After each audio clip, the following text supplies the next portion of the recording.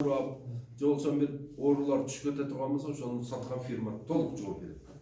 Анан булардан алсаңыздар, баягы фирменный көчөттөрдү өтө көп фирмалар барып сертификатын текшерип, анан кийин кайерге отургуздуңар бул көчөттүн деп сурагыла. Муну жерге отургузганбыз дейт. Так, жерге отургузган болсоңуздар, мөмөсү кандай болду? 3-жыл болду отургузган, мөмөсү мындай болду. Сүрөтү барбы? Сүрөтүн же өзү барбы? Өзү кармап көргүлө. Шону тандап аласыңар да. Анан барып ушул машинаңызды кетип эле токтото салып алып келип отургузган көчөттөрдөн жакшы майнап чыкпайт. Көчөт алыш дегенде бул үйлөнүү дегендей эле да, аял тандагандай тандап алабыз. Көчөт. Себеби дегенде ал көчөт биз менен 25 жыл, 30 жыл жашайт да. Поликарлик 30 жыл, беркинси 25 жыл жашайт да. Ошого биз мүмкүн болушунча ошол көчөттөрдү билген адамдар менен маслихат кылып, ошол эккен адамдар менен сүйлөшүп, кимге саттың деп сураңыз. Мен мына немеде мына айылда паланчага саттым, акел телефонун бер мага. Алло, салам алейкум Асан, кандайсың? Жакшы. Мен сага Дарат Коргондон чалып атам, дос. Жакшы. Мына фирмадан бир көчөт алган экенсиң. Канча көктөдү, канча кургады, не деген проблемасы чыкты? Мындай экен. Значит, жакшы экен. Сиз ошо кайсы фирмаларды сунуштайт экенсиз? Мен азыр турецкий фирмаларды сунуштап атам. Түркиядан келген. Ошолор тууралуу маалымат таштап койсоңуз болобу группага? Группага таштайм, Кудай кааласа.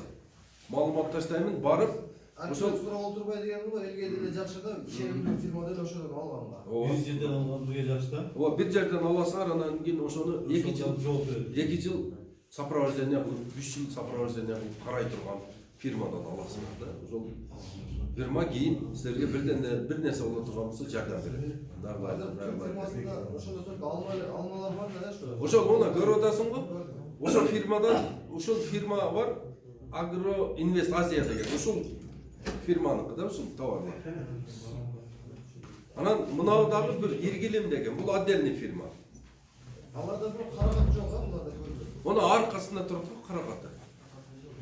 Анда ошо Түрк фирмасынан ишеним бар ошону ала берсе болот, фирма барып. Барып сүйлөшүп, агроном менен маслихат кылып, Бул Түрк фирмасында филиалы бар жок, Ошто. Ошто бар. Ошол немеде Эльдорадо деген ресторан ачылды го, тойго барып атсаңар эле. Ошонун жанында логистический центр ачылган. Алар ошол жерде. Анан мына немеде аэропорттун жанында сатат, о Сербиянын көчөттөрү. Анан дагы Кызыл Кыяда сатып атышат. Көп көчөт саткандар, өзүңөр тандап жакшысын алдылар.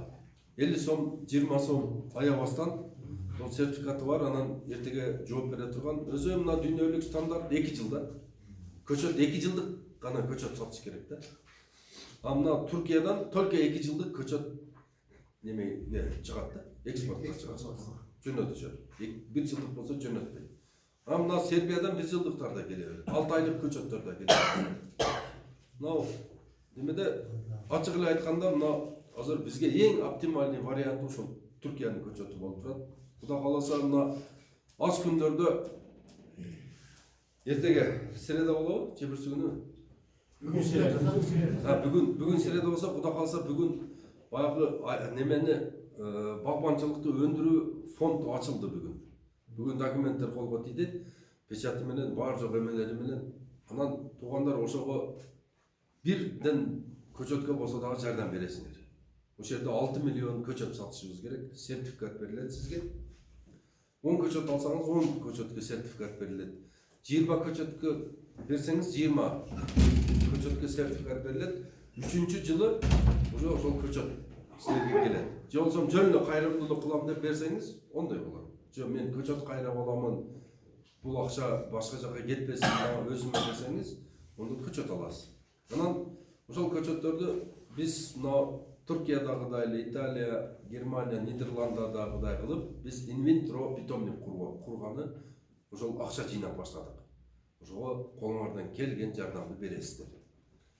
Объявление болот, анан кийин баягындай О деньги, анан Мегаком деньги, Билайн деньги болот. Ошол жерден эле прямо которсоңуздар болот. Же болбосо биз менен кеңсе менен байланышып туруп, мындай неме кылсаңар, биз анан кийин ошого жараша силерге кагаз түзүп туруп, анан кагаз берип беребиз.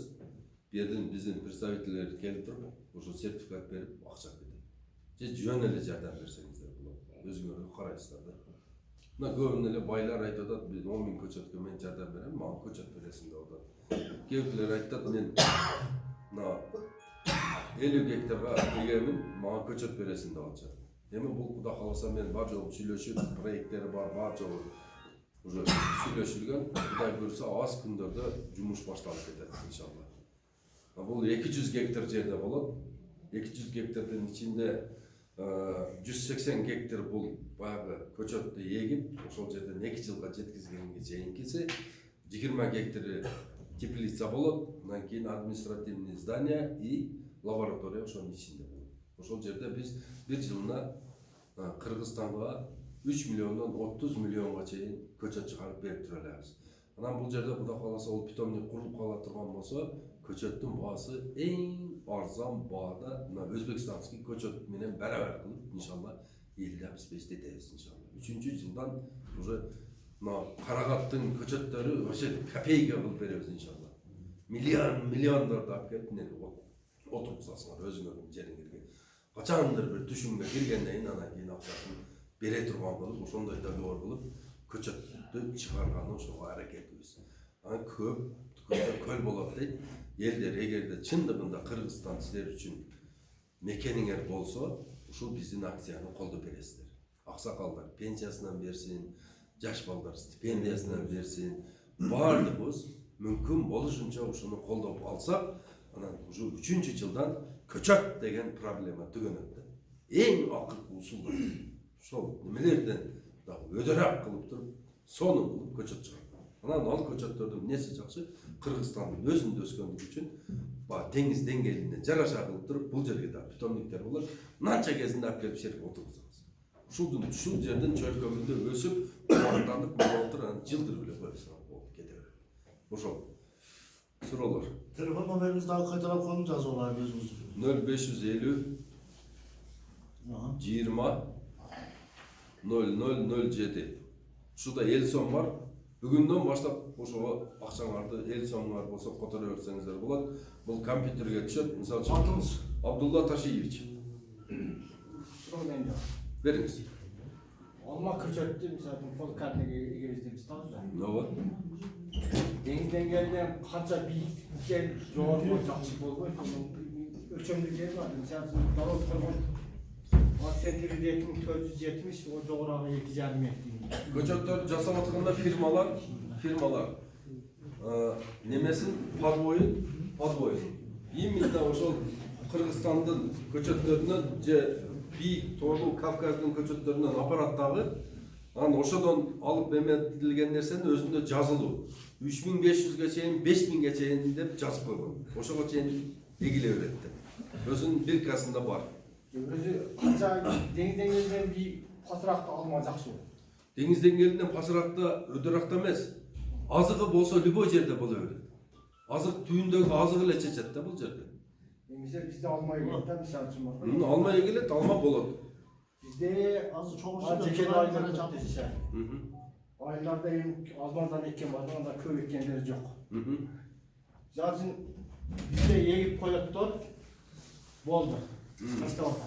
Onu ortoz, tüyünü boşaltıp, koşunca azık berүү, yumurtadan түшкөндө жок дегенде бизде bir жылдан bir дәрмат, 2 дәрмат болуп, ал жамбырагы куп түшөт, же болбосо мөмөсүгө.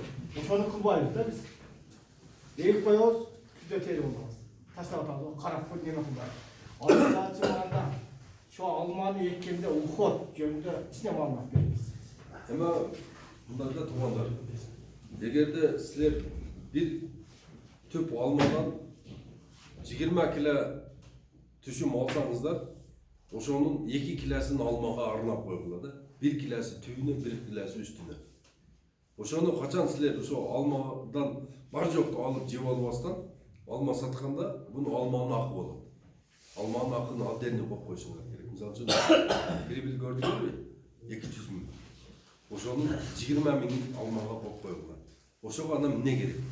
Ошол эле астына ушул иштете турган ошол çirindilerdi.